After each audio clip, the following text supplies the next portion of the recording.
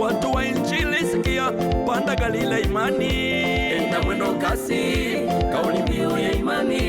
Kwa imani inawezekana, popote tunaingia. Imani, imani, imani imara, enda mwendo kasi, kauli mbiu ya imani. Kwa imani inawezekana, popote tunaingia.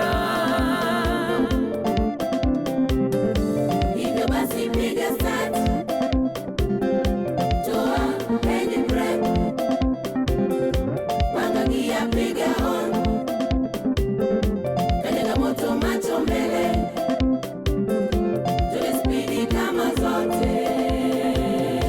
Roho Mtakatifu kama uvumi wa upepo. Jamani, Bwana Yesu asifiwe.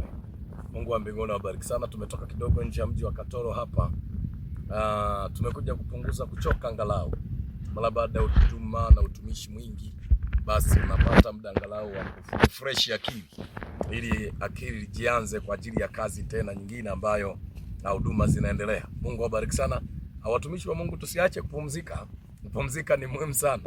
Yesu mwenyewe alipumzika, hata sisi pia tunapaswa saa nyingine kupumzika.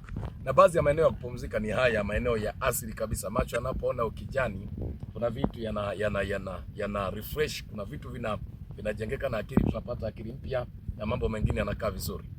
Mungu wa mbinguni awabariki sana, asante sana. Tunawatakia baraka nyingi za Bwana Yesu.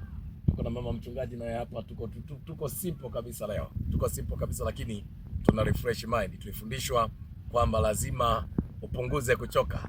Tunapunguza kuchoka ili tuende kazini tena, na Mungu ni mwaminifu sana. Awabariki sana, tunawapenda sana katika jina la Yesu. Amen.